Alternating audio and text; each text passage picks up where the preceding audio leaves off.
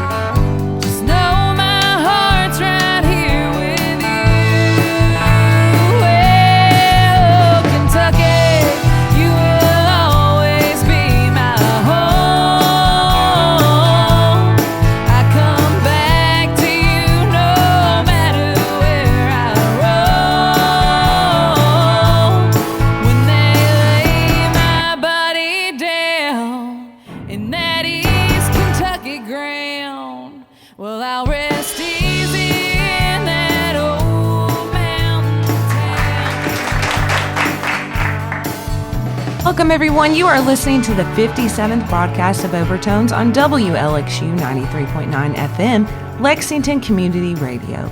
We are coming to you from the beautiful and historic Lyric Theater in the great city of Lexington, Kentucky. We have just listened to the sound of Pikeville, Kentucky's Beck and the Starlight Revue's original song, Kentucky. It is our theme song, and our discussion today will center around a celebration of music, recovery, and sobriety. And we have such incredible examples of musicians who both call Kentucky their home, but also celebrate recovery today, and we are here to celebrate with them. Along with hearing their recovery stories, we are going to hear some mighty fine stories in the form of song today as well. They are doing this singer-songwriter thing so incredibly well with their original music, and they are giving us more opportunities to listen locally than ever before. And today, our celebrity guest host is one shining example of how the spirit of collaboration lives and breathes in this great state of Kentucky. We love reading the story she writes and all about the music of Kentucky she so competently covers. Please welcome Kentucky Country Music's Jessica Bray, everyone. Thank you. Jessica, just before we talk about today's topic, you are someone to the fans of Overtones that really needs no introduction, but we're going to give them one anyway. Talk to us about your background and how Kentucky country music all got started. Well, I am originally from London, Kentucky, and I have lived I went to Berea College and then went on to Lexington, lived up here for about 10 years, Lexington, then Versailles, home of John Conley, as you know. And I moved back to London, it's been about 8 years ago. And on August the 9th, actually, I'll be celebrating 10 years of KentuckyCountryMusic.com. Oh, fantastic. Congrats. Yes. Well, thank you. And that all started back in Berea College. I was doing a lot of research on Appalachian music, country music, and ironically, my very first interview was Ralph Stanley, bluegrass musician, legend. Wow. And it was right after Oh Brother, Where Art Thou come out. So it was right at the height of his career. He ended up getting a Grammy and everything. And that's a big deal for a first interview. For a very first interview. And I have treated all of my interviews just pretty much like a conversation, just one-on-one. And I also wrote reviews for the school paper. I did a lot of concert photography. Living up here, you was exposed to a lot of concerts.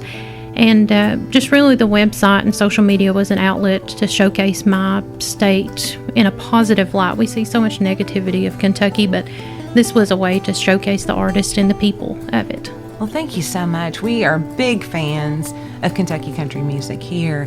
Tell us, what is maybe give me 1 to 3 special highlights of all of the interviews you've done with musicians. Oh gosh, one of the very fortunate things, I've been able to do red carpet events like the Kentucky Music Hall of Fame, been able to have a partnership with them down at Renfro Valley, and as well as the Unbridled Eve, Derby Eve party. Never in a million years would I think that I would be interviewing 2 guys of the Backstreet Boys for the Kentucky Music Hall of Fame, same night as Larry Cordell. But then at the Derby Eve, you're meeting people like Lance from NSYNC, and you're meeting like the wives of Orange County, whatever, one of those, all those the reality housewives. Yeah, all those people, and they're commenting over your accent, really. Oh, how fun. Oh, yeah. And then I've been very fortunate to form some wonderful friendships from Joe Bonsall of the Oak Ridge Boys, of course, Garrick Howell, who we'll be talking to. Probably one of the biggest things, 2 biggest things, I got to go backstage of the Grand Ole Opry with Sonny Sweeney. Wow. And got to meet little Jimmy Dickens, my idol, and Vince Gill the same night. And I was speechless, needless to say. But most importantly, getting to see artists rise in their career professionally and seeing them get on stage. It was several months before Chris Stapleton released Traveler, and I interviewed him at the World Chicken Festival in London. So, that's so amazing. Yeah, and then I got to interview folks like Hank III, Hank Jr. as well. I got to land an interview with Jamie Johnson, and we'll talk about more about that here in a few. Okay. But then also getting to, I think the biggest accomplishment is when someone says, I've never been asked that before, and there's someone that's been in the business for many, many years. 2 people come to mind. Eddie Montgomery. I asked him about what it is Dad think about him and John in the business.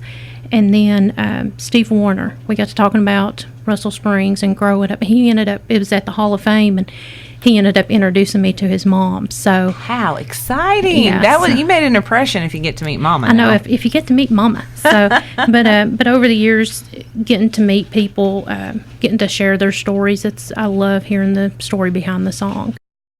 Well, you are so gifted at it, and thank you so much. Now, I've heard that you are like the biggest Loretta Lynn fan ever. Is that true? Probably. Well, she's had other, mega fans. I ended up, when she was doing the PBS American Masters film, I was actually down at her ranch, and they said, well, you can be on the last tour if you want to, because there's 2 tour groups from Canada. Well, if you watch the PBS special, they're the ones that sing to her. So I was behind that group. So you're actually in the film? Well, not really. No? I'm in the distance. So you were there. I was there. In that moment. Yeah. That's really cool. But then I actually did get to interview her dressmaker and personal assistant, Tim Cobb, and Taylor Lynn, her granddaughter, this past February.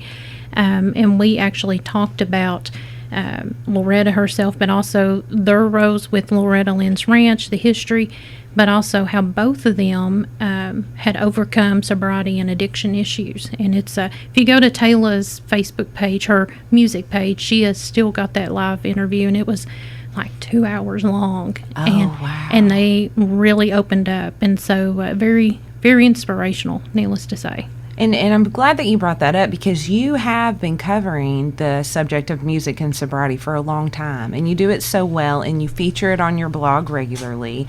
Can you talk to us a little bit why you feel that this is not only an interesting topic, but also why you feel so compelled to educate the audience about this issue?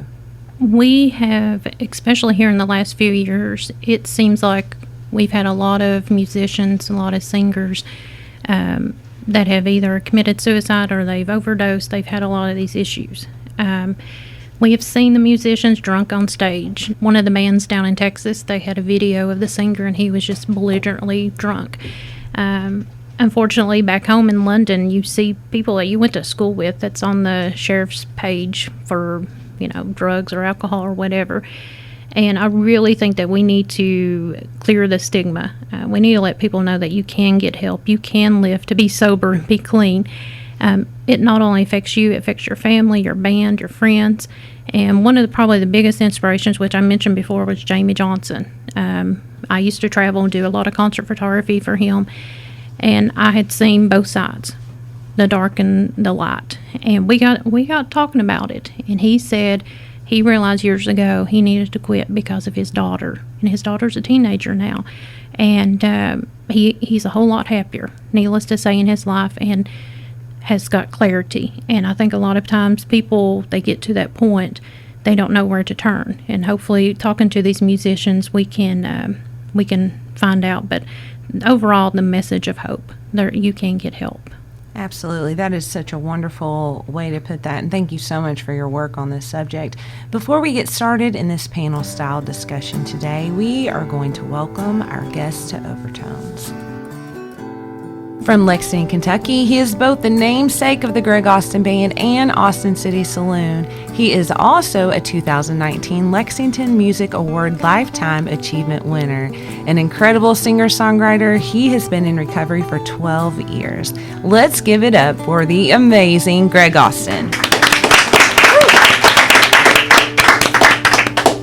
And he is from Berea, Kentucky, which is home of Berea College, my alma mater, and an Overtones Red Barn Radio and Twisted Cork fan favorite, also an incredible singer-songwriter. He has been in recovery for several months, and let's celebrate now with a round of applause for Tyler Devall. He is from Georgetown, Kentucky, but was born and raised in South Shore, Kentucky. A big Blue UK fan and works for the Commonwealth of Kentucky as his day job. Also a Twisted Cork songwriter and the round performer, Red Barn favorite, and also the owner of a recording studio. He met Greg many years ago, and we are going to hear that amazing story as well. He has been in recovery for 3.5 years now, so how about a big round of applause for Garrick Howell? We will get this celebration started after these messages, and when we come back from the break, we are going to hear from legendary Greg Austin right here on Lexington Community Radio.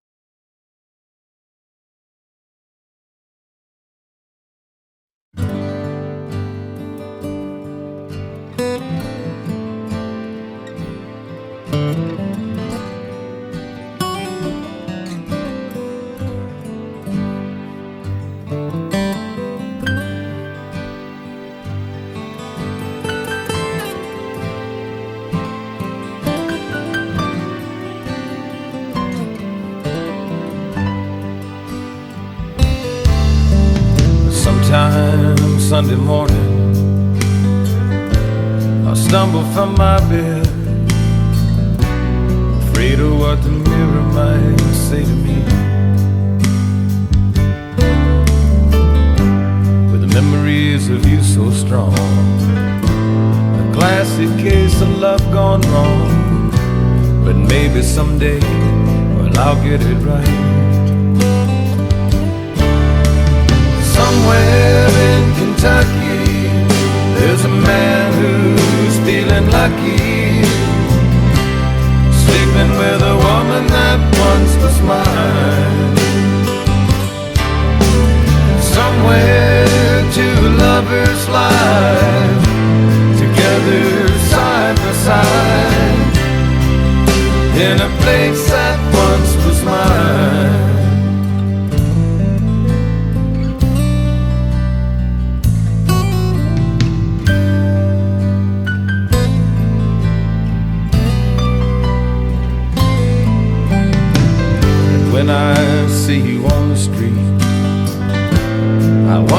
why you don't speak.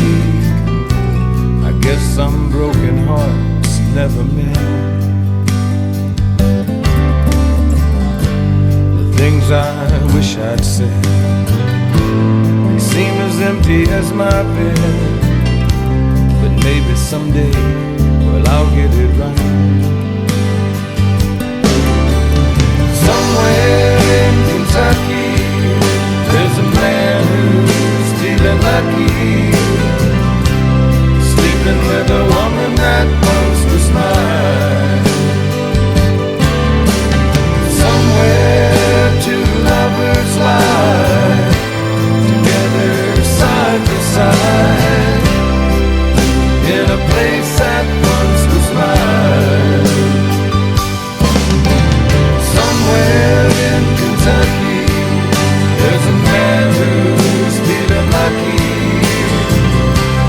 sleeping with a woman that once was mine.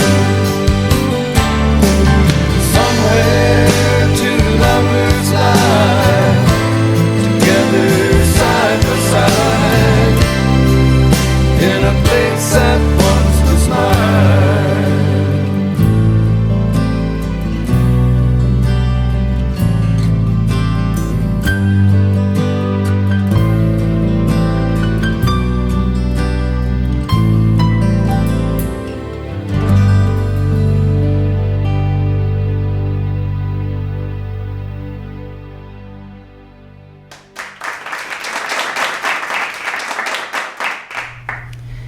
We are back, and you just heard a song from Greg Austin's Songwriting Library. Greg, tell us about what we just heard. That was Somewhere in Kentucky. I wrote that with Kenny Rice. It's fantastic. It's so interesting, that song from you.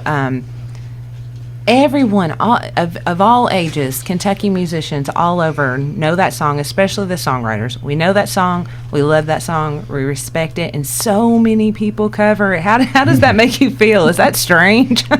Yeah, that's really nice. In the beginning, that's kind of what I wanted to do. I'm still shy on stage, but after 40-something years, I'm beginning to get used to it. But I would like to just write songs and make a living that way, but I can't do it. That's the dream. Now, I don't believe you can't do it, because, listen, you've did it. Yeah. I guess what we're saying is that it'd be better if the money was rolling in a little thicker, right? So tell us about writing that song. How did it come about? It was mostly Kenny. We were, 31, 32 years old, early 80s when we wrote it. And Kenny was kind of like me. He couldn't find the woman of his dreams, so he kind of dated around like I did. And I don't know, it's a long time ago, but he did most of the words and I did all the music, and I changed a few of the words, but not many. It was mostly Kenny. He had like 40 verses to it. Oh, gosh. And I knocked it down to a couple, but he's a really, really good, talented guy, and he's written screenplays and movies and songs, and he's a talented guy. We are so glad that you're on this panel with us today, Greg. I'm going to turn this over to Jessica Bray and let her lead this panel for us today. Well, one of the things, Greg and I, we talked several months ago about recovery, and congratulations that you've had over 12 years. Thank you. I know that you are a household name, definitely bringing your music from Texas back to Kentucky, and really, to me, you are the reason why we have line dancing in Kentucky and Yes. the swing dance and everything else. Yep. So, I mean, he's a very big part of Kentucky history.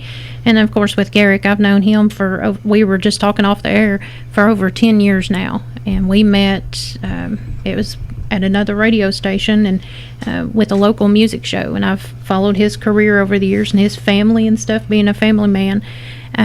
But for you all, when did you realize at what point that you had an issue with addiction or with alcohol or any of that? When my wife told me, no, that's where the problems really started creeping in. Obviously, I was lucky. I wasn't sitting in jail or living under an overpass or anything. at the time, but those issues started at home, and that's when they reared their ugly head, and it got real bad, real fast actually.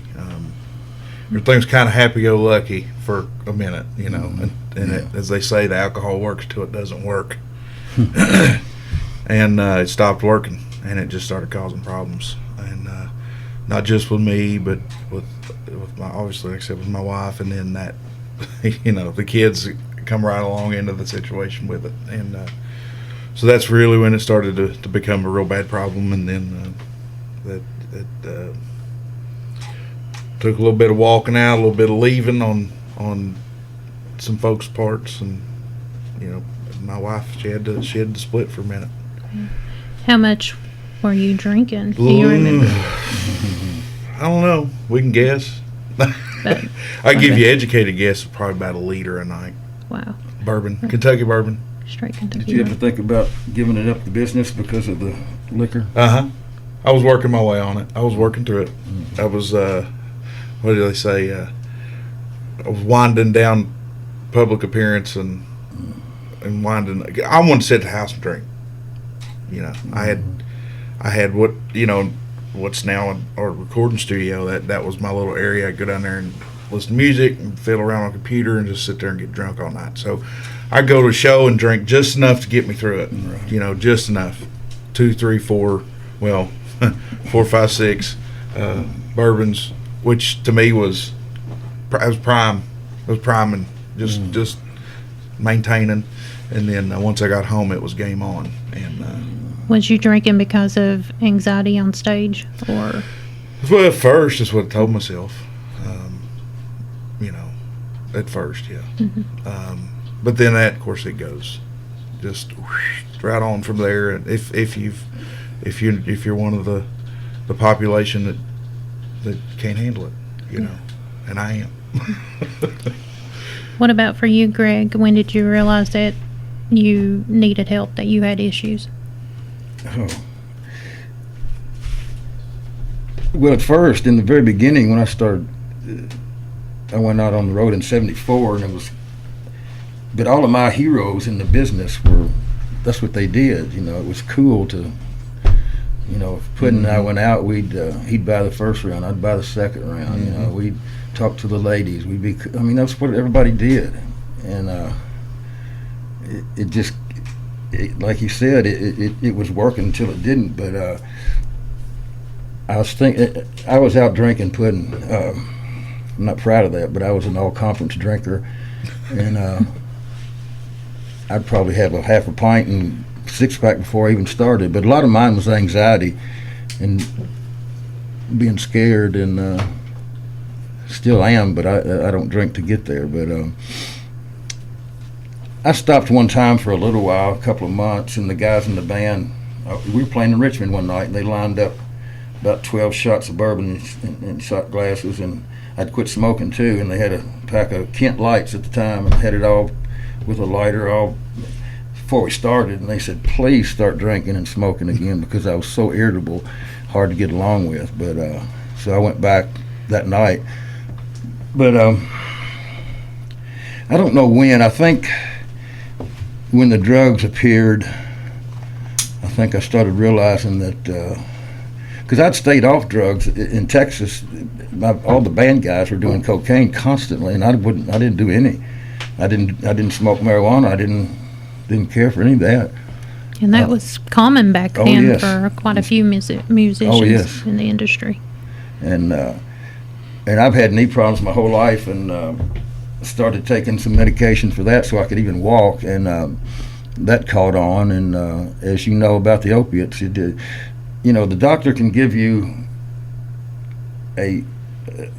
some drugs for your pain, and you can be hooked on it before you know it. And I basically was. And I'm not blaming the doctors. I would have probably become an addict anyway. But you start off with 30, take 2 a day or every 4 hours for pain. And before that bottle's out, you're addicted. And I don't care what anybody says, you're addicted. Mm-hmm. And I was. And I could tell you some horror stories about that. I won't bore you with it, but it's a brutal thing. and plus the drinking, and the drinking led to more of that, and more of that more drinking. I mean, it was just a vicious thing. On any given night, I could be drunker than hell and screwed up as hell at the same time. And where did each of you all seek help? And do you feel like that it helped you? Or did you end up feeling like you needed additional layers of help? I had kind of lightly batted the idea around that maybe I was having it a little too much. That was kind of the beginning of the end for my drinking career, and but along the way, every once in a while, I have a conversation with somebody. Of course, I was lit to the nines when I'd have it, but have a conversation with somebody, and they'd say, "Well, if you feel like it's a problem, it might be, and if you need a little, backup, man, we got you. Just say the word." And of course, at that point, it's pride. It's what you convince yourself is pride. Let me rephrase that. It's what you convince yourself is pride. It's ego is what it is, really. Uncontrolled. But so finally, those guys that I had actually had some conversations with, I texted them. It was on a bad night. It was on the worst night of my life. It was almost last night of my life, to be honest with you. Wow. I had drag it down, but I promise I'll pull us out of this nosedive here. But I made the decision to go sit in the garage, turn the truck on, close the door, and go sleep. Now obviously, a little bit later, the things worked out quite a bit for the better. But but that's where this will lead you if you think, because I got to the point where I thought that there was no. And finally, I don't know what it was. I found out I was too chicken to do it, which thank God, obviously. Yeah, thank God. But I'm not one for pain either, so that's why we went with was going to go with the truck thing. But A lot of people aren't that. Yeah. I mean, I got that last second detour of the universe there, and so I was able to pull something together for a minute to at least get through the rest of that night and sleep, and then woke up next day and I started putting calls in, and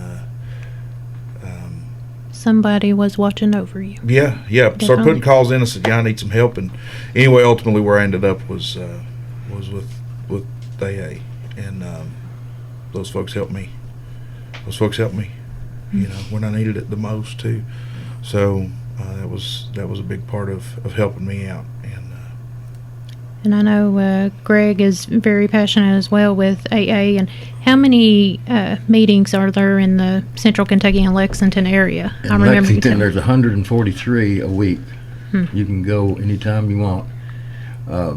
Some towns only have them one a week, or it just varies. But I didn't know Puddin was sober till he'd already been sober about a year, and I was playing somewhere with somebody, and Puddin his name came up, and I was so excited, man, because around here not many, Ray got sober 6 years ago, I think. Yeah. And that was really good for me because Ray and I worked together for so long. But I was so excited when somebody else in the business got sober, and I've loved Puddin for a long time, and I was just so excited for him because I knew it was going to change his life. You can't keep this up. And if you want to stay in the business, you got to get sober, clean and sober, or you'll die. And for those that are listening, if you're thinking that you need help, you've got an issue, reach out to, whether it's a pastor or a therapist, talk to somebody, a doctor. If you have a physical, let them know. One organization that I'm very passionate about is Music Cares. They're part of the Grammy Foundation. They do have offices in Nashville. If you're in the music industry, whether you're someone that's really big into entertainment or you're a local musician, but you make somewhat of a living, they can help you seek resources and they can help fund those. So if you need addiction issues, they can help you seek treatment as well. It's called NARAS, NARAS, National Arts and Recording Sciences, or whatever the thing is. But and we'll put I'll send a link to Renee, and we'll post up the links as well. And cool. Plus we have it on KentuckyCountryMusic.com. Here's a song by Kentucky singer-songwriter Donovan Howard that he has shared with us to play for this special episode of Overtones. I feel like a rodeo clown in a one-horse town. Everywhere I look, someone just cutting me down. But with a little bit of luck, I can get back up and shake the dust off these old jeans and just act real tough. Well, time rolls on like time does. I just need a little help from above, and I'll be alright.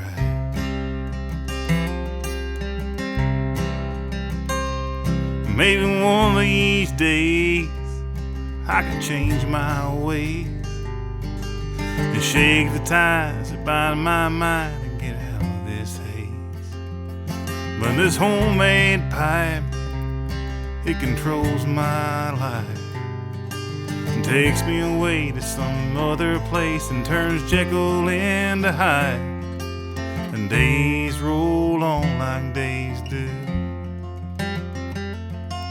And I just need a little help to get me through. I'll be alright. Oh, I know I don't need no sympathy. It don't do well with me, so I don't just let it be.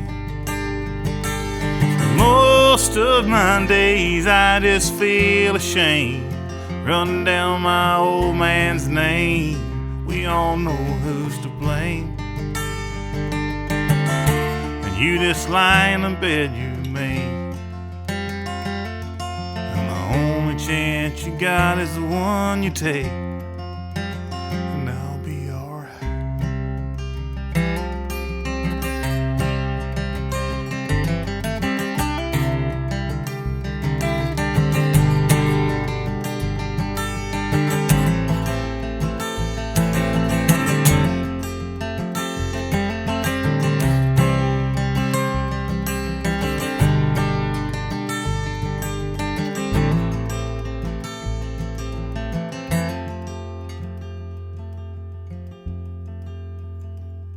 Oh, now I'll stand tall, put my back to the wall. One day at a time, yeah, I'll be fine, I'll prove them wrong. Well, it's all on me, yeah, that's easy to see. With every mistake and the hearts I break, they just hold me in my dreams. And most days it's all that I can do. I just need a little help to see me through. I'll be alright.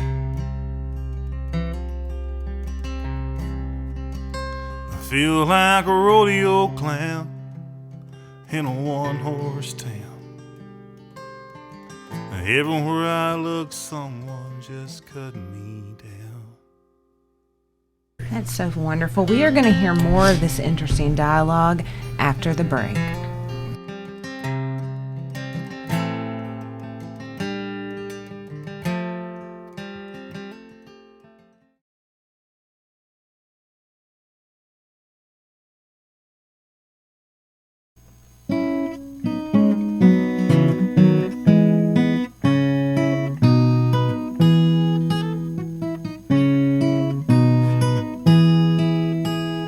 How does it feel to be numb? Is it better to hide under the lines you can't see? This bitter pill is a gun, and Russian roulette it seems to strike your fancy.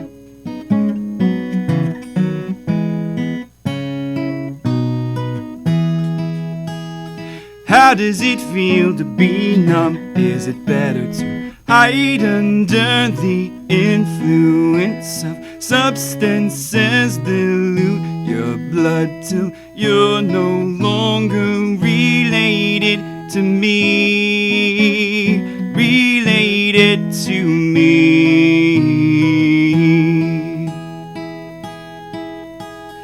Take on another shift, palms in the middle, hands in the middle, work out another rift.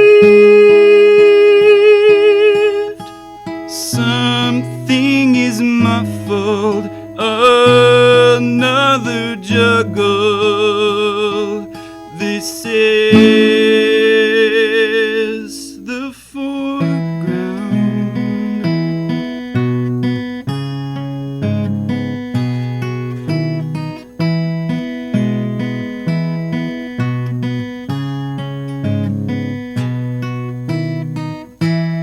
Are you dripping wet and ready for the down-filled pillow fight? Did you apply that pesticide prior to the blight? Oh, your reality is slighted. A few clean shots killed the fight in you to hide it. And inhibitions will drift away on the sea of yeast decay. No, maybe, well, okay. No, maybe, well, okay. No, maybe, well, okay.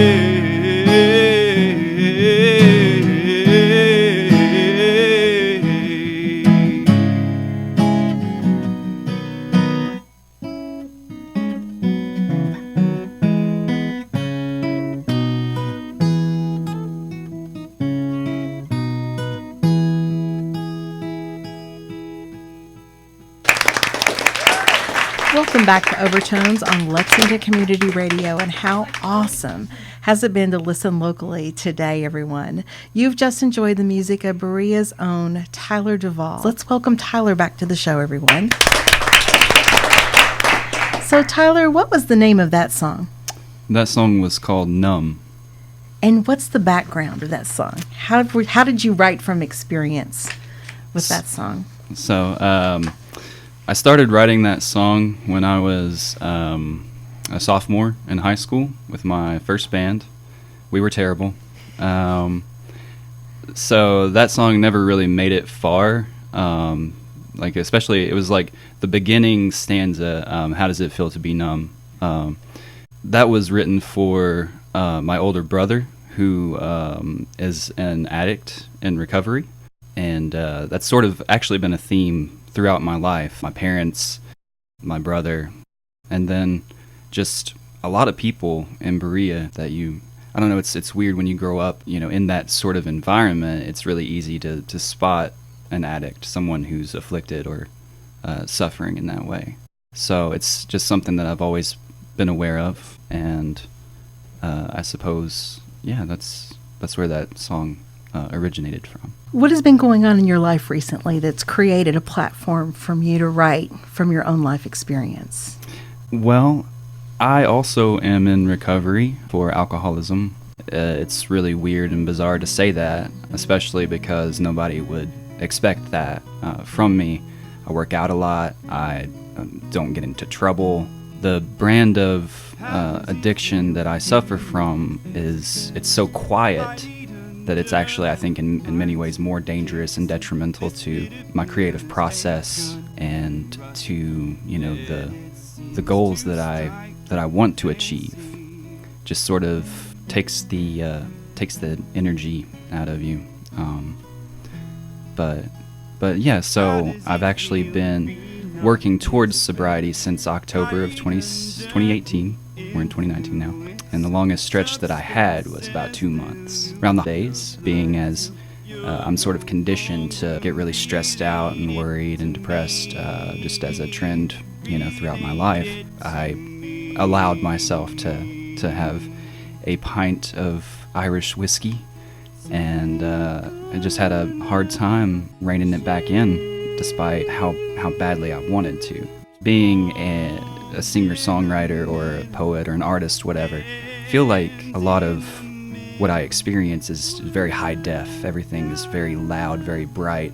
I'm always taking in so much information all the time. I feel like when you're drinking all the time, when you're or whatever your affliction is, I feel like it just it turns the volume down, turns the brightness down. In many ways, that's comforting. I don't think that it's necessarily always a bad thing for people, but it's a bad thing for me because what I want to do is to take everything in, to be inspired, and to use everything that I'm seeing or hearing, learning about in order to make more music and more poetry, etc. So. Well, you have a support system here, Tyler. Absolutely. And I just really wanted to mention that Jessica Bray from Kentucky Country Music was in our home interviewing Greg Austin this past weekend about his recovery process. Mm-hmm. And I just really think it takes a lot of courage and a lot of boldness. I know you really struggled with whether to communicate this on Facebook, for example. Absolutely. And how do you feel like communicating that really brings an accountability to yourself and to others?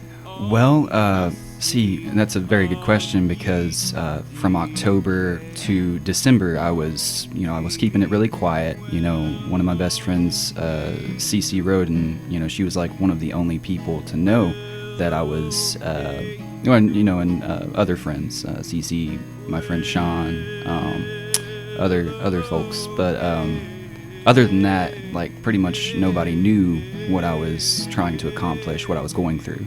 I feel like coming out and like putting it out into the open for everybody to know about, I feel like it's I feel like I have a lot more people to let down should I backslide, for one thing. But I felt like, I don't know, keeping it a secret from everyone else sort of enabled me to, sneak up to the liquor store real quick without anybody like knowing, and if nobody knows about it, did it really happen? I think that's sort of how I was, justifying the times that I would slide back and have drinks. It was sort of like a binge and purge routine from December until, just over 2 weeks ago. That's when I posted it on Facebook and have been sober ever since. So. Well, I think another consequence will be that you will build a support system that you may not have even known that you had. That's very true. And, I had a lot of people reach out, family members even, who, had similar issues in the past, not immediate family, cousins and so forth, reached out to me to be like, hey, I've been on the grind since 2006, really proud of you. And other friends from high school and et cetera, so forth, reached out just to be like, hey, you are not alone in this. So it's been really awesome this time around. We are back, and you have just heard the music of Berea, Kentucky's Tyler Devall on Overtones on Lexington Community Radio. I'm here with Jessica Bray, and she is talking with Garrick Howell and Greg Austin today, and we are celebrating recovery and music and how they both kind of work together so that you can do both. You can be sober and create wonderful music. So I'm going to turn it back over to Miss Jessica. All right. Well, I know that here in the last couple of years, last few years, we've had quite a few well-known musicians that unfortunately took their life. They decided not to face their demons and seek it. Help. But what advice would each of you give to someone in the music industry that may be struggling with depression, addiction, or, getting away from the alcohol? Of course, you can't help anybody if they don't want to be helped. You can't fake this. There's not an easy way. And so many the people I've talked to, they act like they want to do it, but they don't. They'll go to a meeting. Oh, yeah, this is great, and you don't see them again for 6 months or something. I know you've seen that pudding. And musicians and athletes. I don't know how. I was a jock in college, but there seems to be a thing in there. I don't know what it is, but a lot of athletes get addicted too, and but musicians are just notorious for it. And I don't want to put my phone number out in the world, but if anybody, in these young kids, need help, talk to Ray, talk to Puddin', give me a call or whatever. But you have to want to do it. You can't fake it. It's a hard thing too. It's not something you can do easy. It's not overnight. It takes months. It takes years. It takes it takes a lifetime. It's tough. It's not something that can't be. It's not a publicity stunt thing. It's not a. It's not a. Just gonna get somebody off your back thing. Like it'll work for a couple days maybe to get somebody off your back, but it won't last.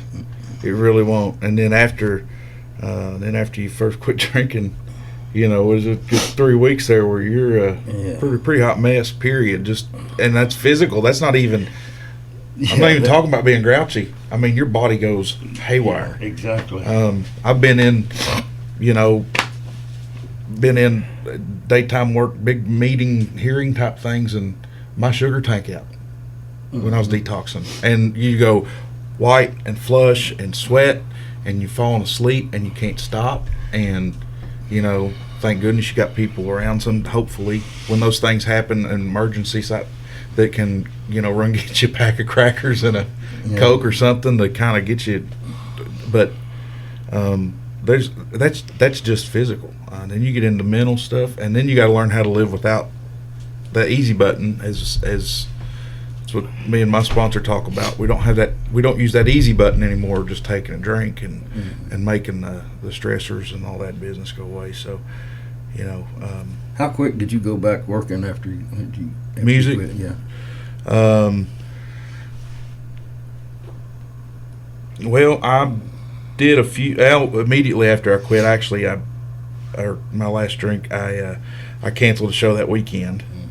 Because obviously it seemed like a bad idea. I was supposed to open for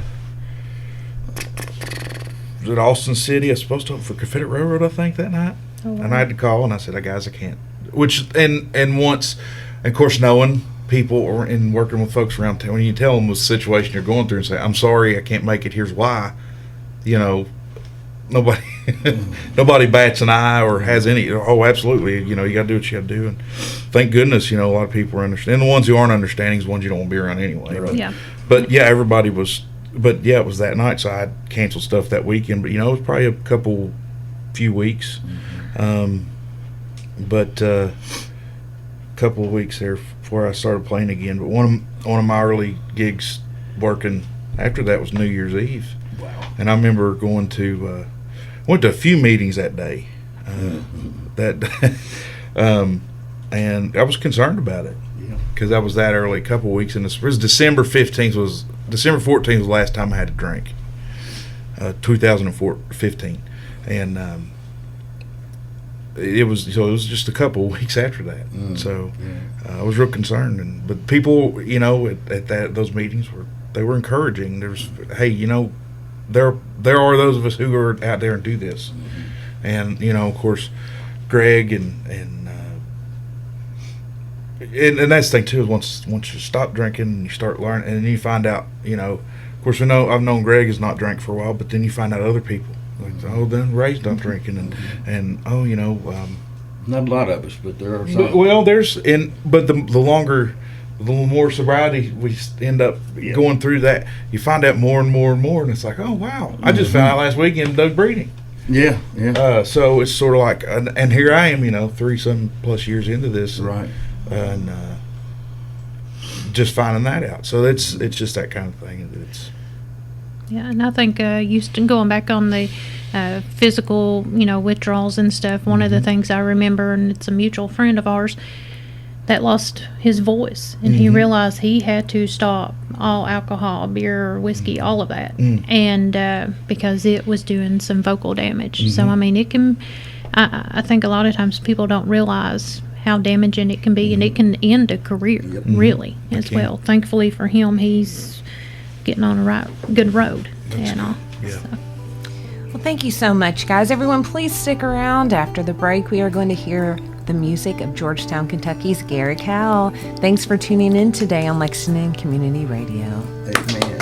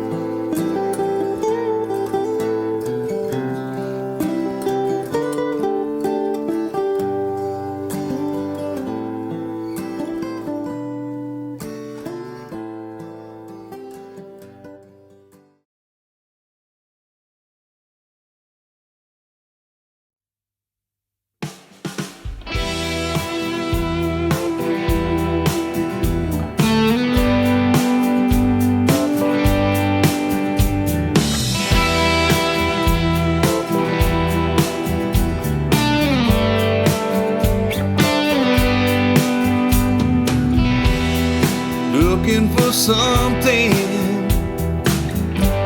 to ease all your pain. You don't need a reason, there's nothing to gain. No one to catch you, nowhere to land. Don't be afraid, child. Take my hand. What's so bad about falling that you can't stand? Can't you hear me calling, calling you in? What's so bad, what's so bad, what's so bad about falling?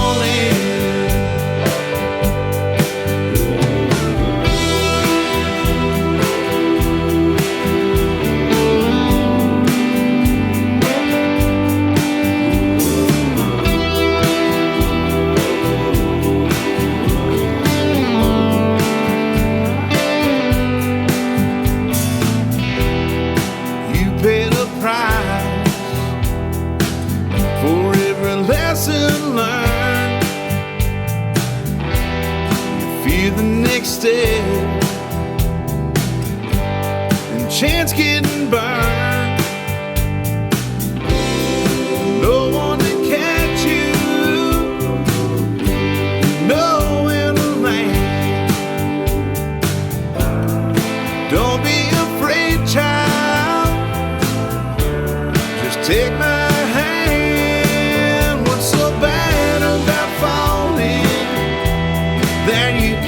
stand.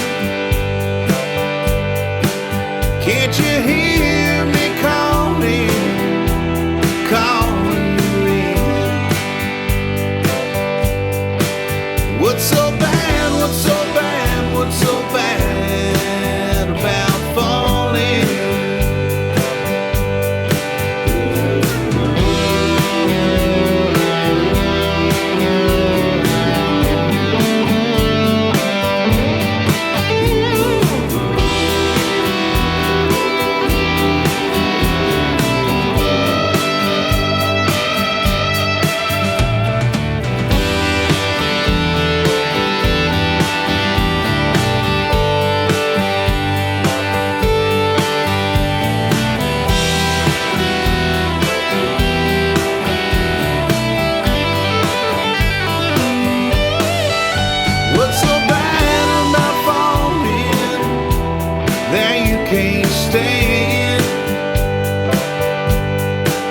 Can't you hear me calling, calling you in?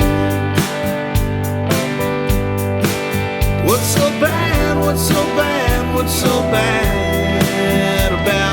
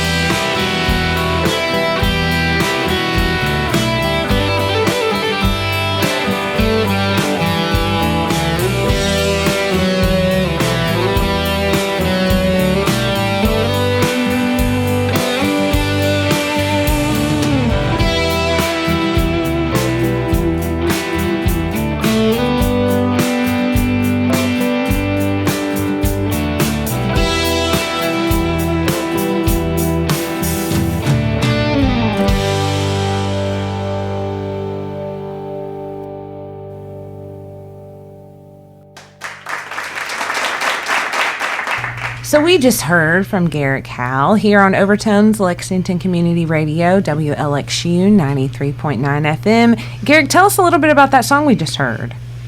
That song was What's So Bad? John McHugh and I wrote that song back in a couple years ago, I reckon. I'm not good with dates.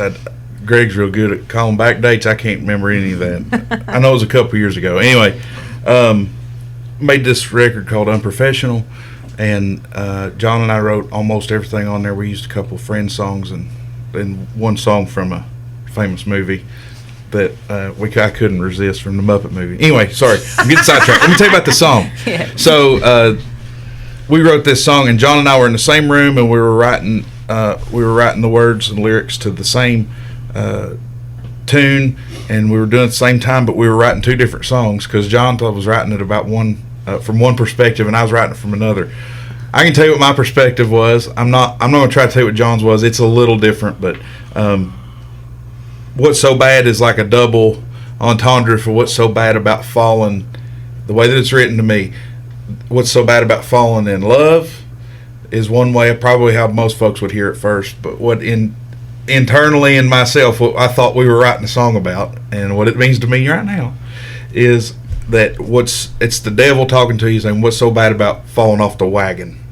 Got ya. And so that line about "Here, child, take my hand," as the devil or whatever demon called, but that's to me. But you listen to it, it's whatever you want it to be.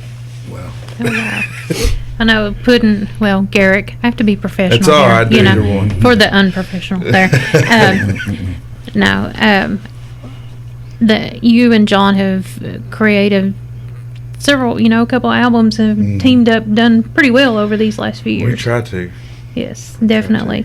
And I know both of y'all, you play quite a few venues around Central Kentucky area, and of course, some of those are bars and honky tonks.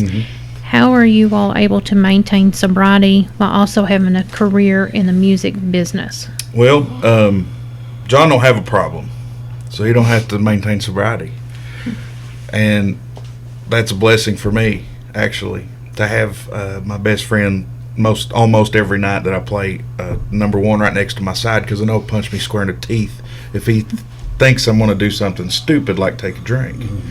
And there's been many nights that John's like, the people will offer, he said no, and John will step in and say no, he doesn't drink, and leave him alone.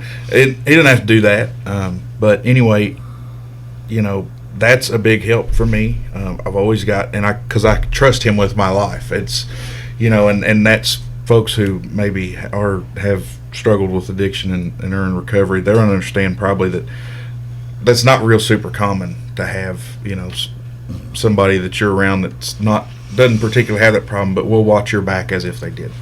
Anyway, but yeah, so we'll have that. But on top of it, and I don't know if I looked into it, Greg, I don't know if this is anything you worked through, but I have every time before I play, at some point, whether it be before I leave the house or on the way to or right before I walk through the door, I've got to stop and have a second of honest discussion with myself. Are you up for this tonight without doing anything stupid like taking a drink? Are you really? You got some junk floating around in you that's going to put you at risk? And if the answer is yes, that I've got something going on this is risky, sorry, I'm not going to be there. well, That can mean right before you walk in the door. You can tell them from the door, I'm not coming, and go home. Or, most of the time it's something I do, just kind of give myself a second of solitude. Serenity prayer work for you on that? It's a form of it. It's, it's sort of my own, but it's sort of like, hey, am I here? Am I present? Am I supposed to do this today or not? And sobriety's sake. And then somehow, I don't know, it's a luck thing, I guess, or I don't know what it is, a blessing of the universe but I've been able since early on to be able to kind of mentally flip a switch and say, I'm here to work. I'm not here to party. I'm not here to get nuts. And that doesn't mean I can't have a good time while I'm around people. But I'm not here to get drunk. I'm not here, I can't go to my day job and get hammered at my desk. It's not acceptable, So I just try to apply that as best I can all the time, That's a really good point. Ray says that to a lot of younger musicians. He said, if you do not have a reason to be there at that bar, don't go. And they're like, well, but is playing music a reason? He says, are you getting paid? Is this a job? And they say yes. And he said, then you have a reason to be there, but don't go if you don't have a reason. You know, don't go to hang out for it's not good for you. You know, and eventually I think you'll have moments where you can have legitimate reasons to be in a bar. You're not actually playing, but absolutely. But you know, you'll come to just go to different events. I've gone to network events and things like that. But you just have to be really honest with yourself. And if you're having trouble doing that, if you feel like you're making up, if you feel like you're getting by with something, I always say if I feel like I'm getting by with something, I'm probably doing something wrong. You know, internally. If I feel like I'm getting away with getting through a loophole on something, then I'm probably pushing it. So, but that's, you know, you gotta go a couple meetings a week and have a good relationship with plenty of people that are in your corner to get to those points, to understand. And it's not something that comes in a day or two or a month or a year or Lord have mercy, I just probably in the last couple of months started to feel like a normal human being again. Yeah, it's been 3 years. So. And it's 3 years plus. So it kind of goes like this. Yes, it's a roller coaster for at least a couple of years minimum. Yeah, still for me. Well, I mean, yeah, and there's days where it's. Yeah. Sorry. That's all right. Hogging the mic, Greg. No. He's got more wisdom than I do. I do not. I don't care if you got 1 day or 10 years. When I first joined AA, there's an old timer said I'd never make it because I work in bars. You know, he said you can't do it. I said, well, if I have the strength and a good relationship with my higher power, I think I can. And of course, I took about a month off, which is the only time I think in 44 years I ever took any time off. But that first night back, boy, that was interesting. Trying to make a chord and your hands are shaking. You know. Yeah. I'm not the greatest guitar player in the world, but when you go like this, I forgot the question, Jessica, but just mainly how you've been able to maintain sobriety while having a career in the music industry. I said before, but just when Puddin got sober, that made me so happy.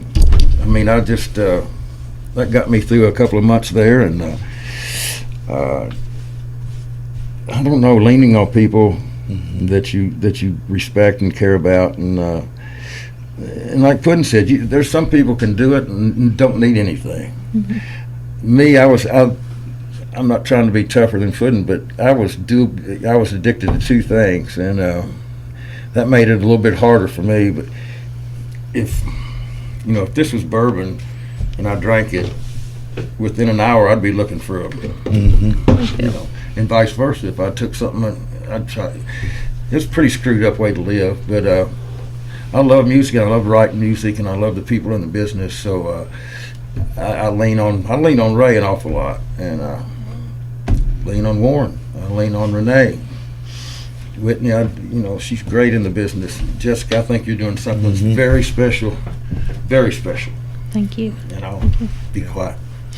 Well, I will say, in going to events and stuff, I am seeing a trend of, especially if they're doing family-oriented events, if they're advertising it, they're not advertising the alcohol, the beer. Used to, you'd have events, and that was the big thing. We got beer trucks, we got this, we got that. But you're seeing a downward, or at least in Southeast Kentucky. And I think if you are listening and you are an event organizer, the last thing I want to hear personally is that you've got a beer truck. Just let it be, or that it's sponsored by such and such people, because you are going to welcome more people if you don't advertise it or if you don't have it. And I've been to conventions and conferences that, used to they'd have an open bar. I was just at one in Ohio, and they's like, refreshment's going to have an open bar. They had water. They had no pop. And would you know, there was hardly anybody drinking. Everybody was asking for, just regular, because they did not want to, get drunk. They wasn't there to get drunk. They were there for professional reasons. So that is fantastic. And I did notice last year, one of the festivals even had a, I don't know what they called it, but it was like a sobriety tent where they had, I think, a yellow balloon so that, like, at any time if you were in recovery and you're at this festival, which is very tempting for many, you could go there and just get some support and have a little mini meeting. And it was, yeah, I think that's great that festivals are doing that. Yeah, that way, really. just offering on-site support. And whether it is addiction or sobriety or anything, just mental health in general. Yes. If you feel like that you're in a situation that your anxiety is kicking in, just having a place to get away from it all, whether you are on the stage or if you're a fan in the audience. Greg and I was texting the other day back and forth, and we was talking about how we feel safe on stage. I feel safe on stage. Like, if I really don't want you on stage, I'll make sure you're not getting on stage. Now, obviously, that's not how I'm operating. And I thought, hopefully, if you know me, you're like, Puddin's not like that. He don't act like that. But if push comes to shove, I can lock down and make it my fortress, and then plan my escape route. But playing music, you get lost in the middle of a song. Amen. Honest to goodness, if I start playing a song, if I'm having a moment where I'm like, "Oh, bourbon sure sounds like a good idea," and I can start playing a song and work through that Through the music. because I'm somewhere else. I can go somewhere else, and it becomes a safe harbor for me to be there and be playing a song or be playing music. And and honestly, 99% of the time when somebody offers a drink and you say, "Oh, it's okay, I'm not drinking," and most of the time they're almost apologetic. I used to convince myself that, it's rude to not take the drink, and of course that was a 26, 7, 8-year-old me, but so yeah, it just becomes that. It's kind of weird that in a bar first, but then in life in general, my safest place, like Puddin said, is on stage. I feel so safe there. I've been doing it for so long. But and people that know I don't drink, it's okay. I've been called some names down at a bar downtown when I wouldn't take a tequila shot from this guy.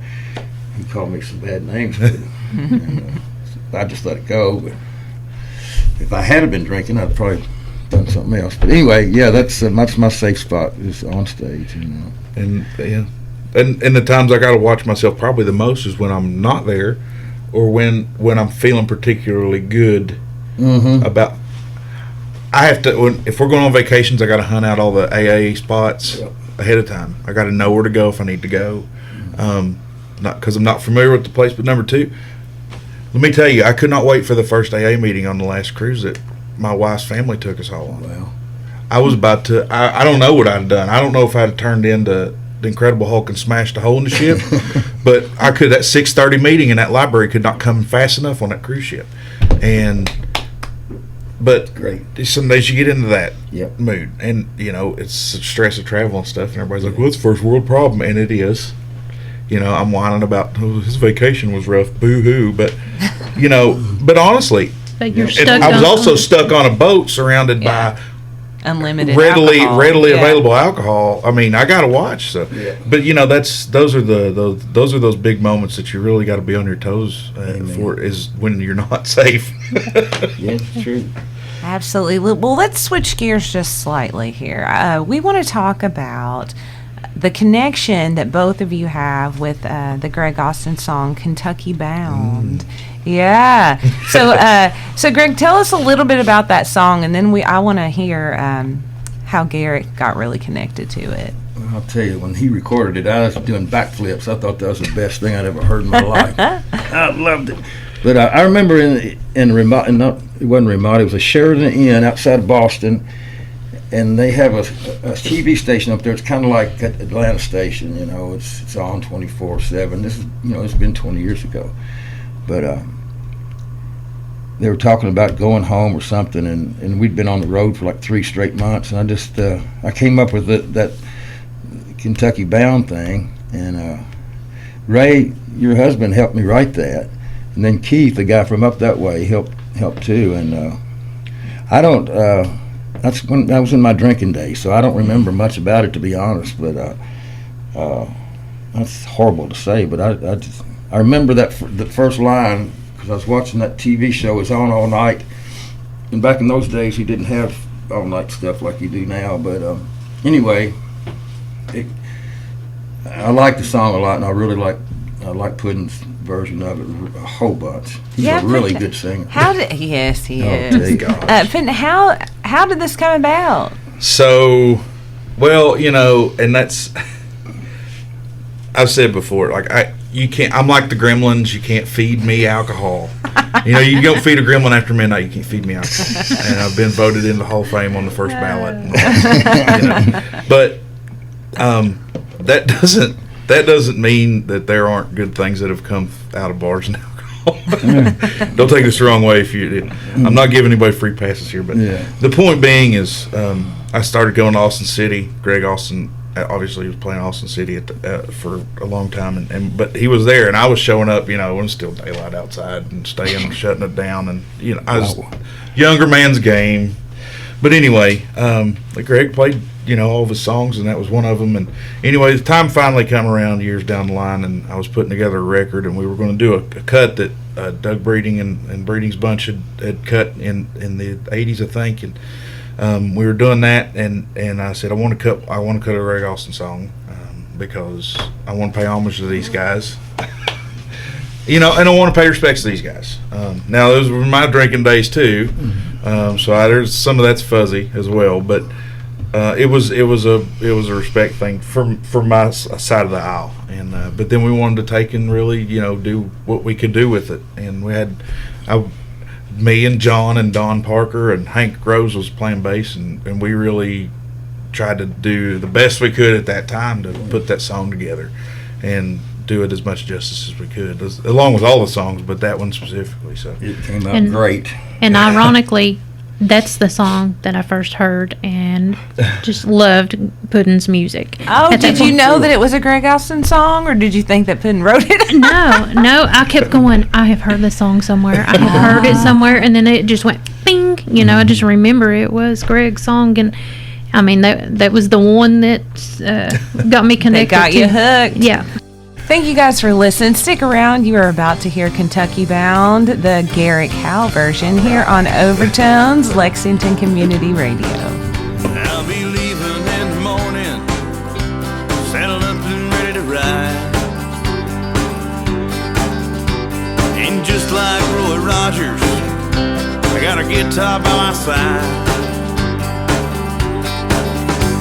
Before this day is done, I hope it won't take long. I'll be close to home. I'm Kentucky bound. Got this lady on my mind and she's so fine. Been seeing her for a while, she's saving on. Her loving just for me. I'm Kentucky bound. Now there's money in my pocket, but it don't feel like it should. I'm not in it for the money, wouldn't change it if I could. There's a lesson to be found in every single town. I'm making ground, 'cause I'm Kentucky bound. I got this lady on my mind and she's fine. Been seeing her for a while, she's saving on. Her loving just for me. I'm Kentucky bound.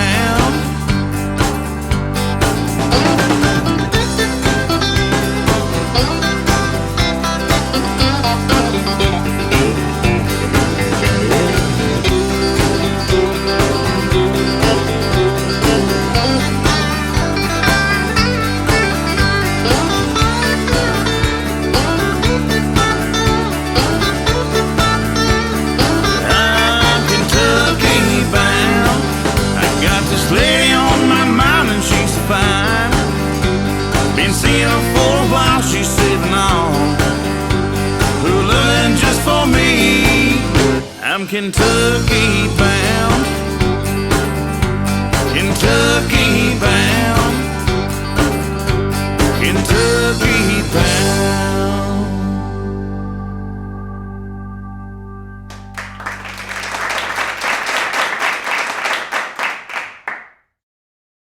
Jessica, I just want to thank you so much for making people aware of the alcohol and drug problem, and it's very important. And I want to thank Renee as well. And it's real important, and thank you for making people aware. And this seems like a great place to end this edition of Overtones episode 57, the Music, Sobriety, and Recovery edition. I would like to thank all of our guests, Greg Austin, Garrick Howell. I would like to thank Tyler Devall and Donovan Howard for contributing some of their music for this awesome episode, and to Jessica Bray for leading our group discussion. As we close the show today, you are listening to Louisville, Kentucky's Mama Said String Band performing their instrumental original, Moon Twins, and we are so thankful to them for this beautiful work of musical art that ends our show each and every week in such a powerful and inspirational way. Until next week, this is Whitney Adams and Jessica Bray, working in concert each and every week to bring you the best this great state of Kentucky has to offer music fans, reminding you that where words fail, music speaks. Have a great week filled of music, family, friends, and a whole lot of love. Listen locally. And goodbye, everybody.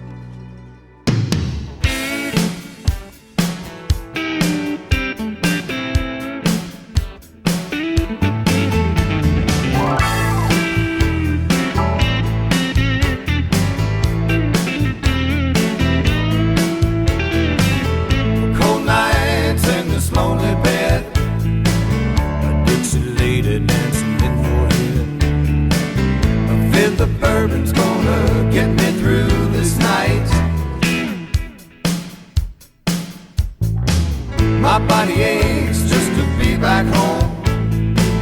Those Yankee ladies make me feel alone. A southern woman could make everything alright, alright, alright. Southern women know how to treat you right. Sweet kisses and loving all through the night. Southern women melt my butter. Southern women make me shudder. Southern women know how to treat you right.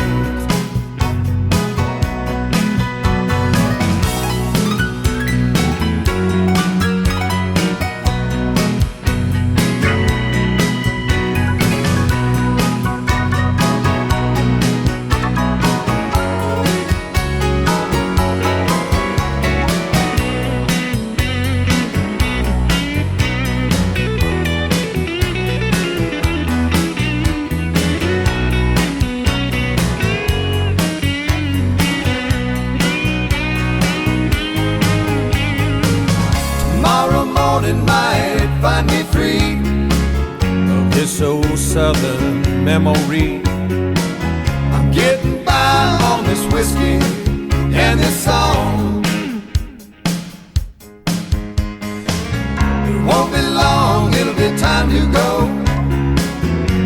that door, honey, I'll be coming home. Next door breeze, you're gonna look up and find